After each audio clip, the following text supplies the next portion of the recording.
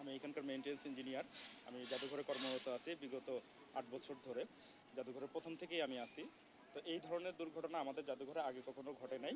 আজকে সকালে প্রায় ৯টা বাজে, মানে ৮টা ৫৮ বা ৫৭-তে আমার একটা ফোন কল আসে। আমাদের যে ইনি দায়িত্বে ছিলেন, যিনি ইনচার্জ ছিলেন, সিকিউরিটি চিফ যিনি ছিলেন, উনি আমাকে ফোন করেন যে সাব জাদুঘরের রুমে আগুন লেগেছে, জেনারেটর রুমে আগুন লেগেছে। তো ইন দ্য মিন টাইমে আমি সেটা শুনে যেখানে যেখানে কল করার প্রয়োজন সেখানে সেখানে কল করেছি। ফায়ার ব্রিগেড, তারপরে হচ্ছে আপনার পুলিশ এবং হচ্ছে আমাদের যে আনুষঙ্গিক কর্মকর্তা আছে ওনাদেরকে সবাইকে অবহিত করেছি। করার পরে ওনারা আসছেন এবং আমি খুব দ্রুততার সহিত আমি জাদুঘরে চলে আসি বাসা থেকে। এসে এসে এসে দেখি যে অলরেডি ইন দ্য মিন টাইমে ফায়ার সার্ভিস চলে এসেছে। ওনাদের সাথে কথাবার্তা বলার পরে ওনারা এসে গেছেন। এসে ওনারা এই যে দরজাটা দেখতেছেন এইখানে, এইটা লক করা ছিল। তো আমরা এইটা আমাদের যারা কর্মীরা এইখানে উপস্থিত ছিলেন, আমাদের ক্লিনার এবং আমাদের সিকিউরিটি যারা ছিলেন, যারা ওই সময়টাতে দায়িত্ব ছিলেন ওই শিডিউলে, তো ওনারা আমাদের এইখানে যথেষ্ট পরিমাণ প্রোটেকশন ব্যবস্থা ছিল, CO2, তারপরে হাইডেন সিস্টেম এবং হচ্ছে ড্রাই পাউডার, এগুলো দিয়ে আগুন নিয়ন্ত্রণের প্রচেষ্টা করেন। কিন্তু ওইভাবে আগুন বাইরে থেকে নিয়ন্ত্রণ করা যাচ্ছিল না, কারণ হচ্ছে এই দরজাটা লক ছিল। এই দরজাটা খুললে তারা একটা ভয়ের মধ্যে ছিল যে এই দরজাটা তারা যেহেতু প্রফেশনাল না, তারা যদি এই দরজাটা খুলে তাহলে তাদের একটা ক্ষয়ক্ষতি হতে পারে সাডেনলি। তো ইন দ্য মিন টাইমে আমার ৫-৭ মিনিটের মধ্যেই, মানে এত না, আরও কম সময়ের মধ্যে ফায়ার সার্ভিস চলে আসে এবং ওনারা এসে পুরা এই কক্ষটা ওনারা নিয়ন্ত্রণ নিয়ে নেয় এবং আমাদের পুরো বিল্ডিংয়েই ওনারা নিয়ন্ত্রণ নিয়ে নেয়। এবং ওনাদের টিম এসে ভিতরে বাইরে সব জায়গায় কীভাবে সেফটি করতে হবে সেই বিষয়টা ওনারা আমাদেরকে অবগত করেন। এবং আমি এসে এবং আমার টেকনিশিয়ান আমার ঠিক 5 মিনিট আগে ঢুকেছেন, এসে পুরো জাদুঘরের হচ্ছে ইলেকট্রিসিটি কাট অফ করে দেয়। এতে হচ্ছে আমাদের জাদুঘর পুরা বিদ্যুৎ শূন্য হয়ে পড়ে তখন, যাতে আগুনটা না ছড়ায়। এবং আমাদের প্রোটেকশন সিস্টেম যেটা, ফায়ার হাইডেন্ট সিস্টেম যেটা আছে, সেইটার ডিজেল ইঞ্জিন যেটা, সেইটা আমরা চালু করে দেই, যাতে আমরা পর্যাপ্ত পরিমাণে আমাদের সোর্স থেকে আমরা পানিটা পেতে পারি। তো ওনাদের কাছেও যে পানি ছিল ফায়ার ব্রিগেডের ওইখানে, ওই পানি এবং আমাদের পুকুরে এবং আমাদের হাউজের যে পানি ছিল সেই পানি দিয়ে ওনারা মোটামুটি এখানে ৫-৭ মিনিটের মধ্যে আগুনটা নিয়ন্ত্রণে নিয়ে আসে। তো আমার যেটা মনে হচ্ছে বা আমার যেটা ধারণা হচ্ছে যে এইখানে যেটা হয়েছে এইটা মূলত একটু শর্ট সার্কিট, এটা বিস্তর গবেষণার বিষয় আছে। তারপর প্রাথমিকভাবে আমরা ওইভাবেই চিন্তা করতেছি যে এটা শর্ট সার্কিটের কারণেও হতে পারে আর কি। হ্যাঁ, ফায়ার সার্ভিসের পক্ষ থেকে আমাদেরকে জানিয়েছে, প্রাইমারিভাবে জানিয়েছে যে এটা ওনারা অনুমান করতেছেন শর্ট সার্কিট থেকে হতে পারে।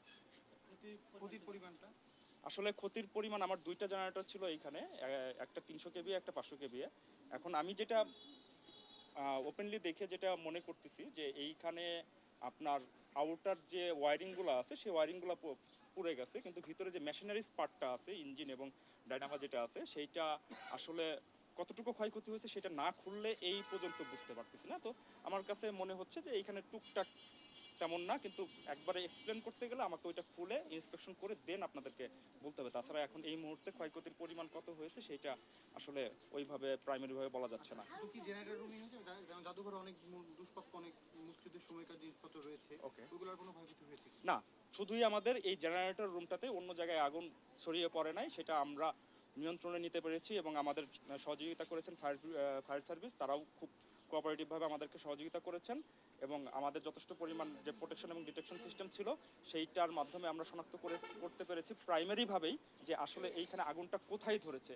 আমাদের প্যানেল বোর্ড আছে, সেইখানে অলরেডি কোথায় আগুন ধরে সেইটাতে চলে যায়, সিগন্যালটা চলে যায়, সেখান থেকে দেখে আমরা প্রাইমারি স্টেজেই যেহেতু ছিল সেহেতু এই আগুনটা ছড়াইতে পারে নাই। আমাদের অন্য কোথাও, আমাদের গ্যালারি বা আমাদের অন্য কোনো ডকুমেন্টস, এইগুলাতে কোনো ধরনের ক্ষয়ক্ষতি হয় নাই।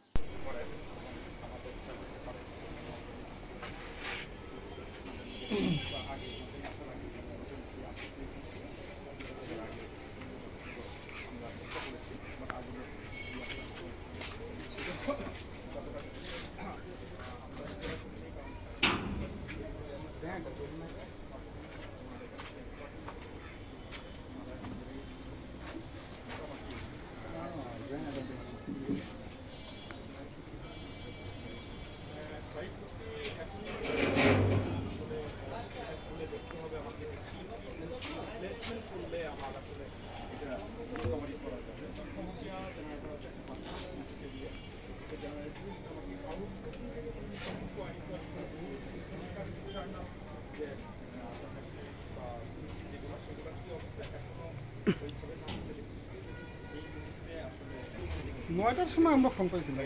আচ্ছা, মানে উপস্থিত কেউ সিকিউরিটি দায়িত্বে কেউ ছিল না? ওনারা বলতে পারবেন। আপনারা কখন আসছেন? কি 9টা 5:30 দিকে এসে কি দেখলেন আপনারা এখানে? আমরা তো আসলাম, এসে দেখি যে পুরো ধোয়া টোয়া, পরে হচ্ছে যে গ্যাস সিলিন্ডার সবাই মারতেছে, এর মধ্যে ফায়ার সার্ভিস চলে আসছে। আচ্ছা, কতক্ষণ লাগছে ফায়ার এসে আমি 9টা 4-এ আছি, তো 6-7-এর দিকে ফায়ার সার্ভিস। নিভাইতে কতক্ষণ লাগলো? 10-15 মিনিট। ক্ষয়ক্ষতি কি হলো, মানে এই রুমটার কি কি ছিল এই রুমটার মধ্যে? এই রুমটায় যে 2টা জেনারেটর আছে, দুইটা জেনারেটর আছে। দুইটা জেনারেটর কি সম্পূর্ণ ক্ষতি হয়েছে নাকি কি অবস্থা? দুইটাই। দুইটাই।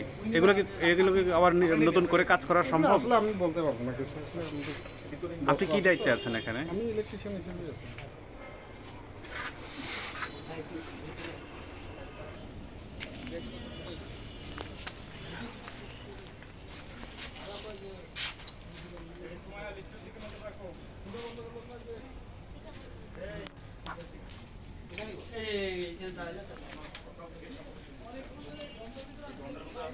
বাইরে হলে ভালো হয়।